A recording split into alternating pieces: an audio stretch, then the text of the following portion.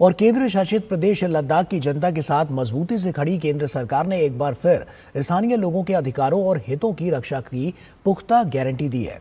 केंद्र शासित प्रदेश लद्दाख के चीफ सेक्रेटरी पवन कोतवाल ने स्पष्ट रूप से कहा है कि लद्दाखियों की जमीन, संसाधन, नौकरियां और आजीविका पूरी तरह से सुरक्षित रहेगी और सरकार लद्दाख के लोगों के साथ मिलकर यहाँ के पारिस्थितिकी तंत्र के साथ साथ सांस्कृतिक पहचान की रक्षा के लिए काम करती रहेगी।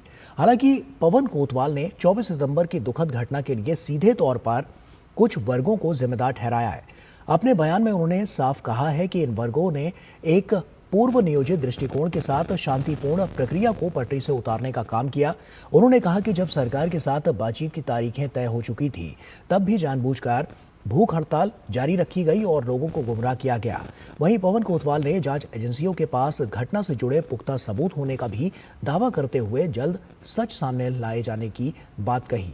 उन्होंने सभी से जांच प्रक्रिया को सुचारू रूप से चलने देने की अपील भी की। चीफ सेक्रेटरी ने यह भी साफ किया कि सरकार लद्दाख के युवाओं की आकांक्षाओं को पूरा करने के लिए प्रतिबद्ध है और जल्द ही बातचीत की प्रक्रिया फिर से शुरू करनी चाहती है। The land, resources, jobs, and livelihood of Ladakhis would remain protected. Government would continue to work with the people of Ladakh to protect the ecosystem as well as its cultural identity.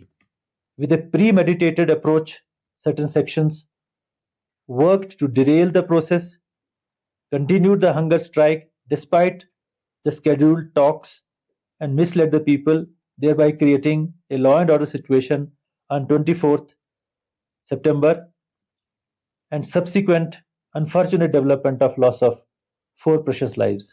The entire episode could have been avoided if some leaders could have risen above personal and political ambitions by calling off the hunger strike timely when the dates of 25th and 26th September for resuming the dialogue with the government on their agenda had already been announced.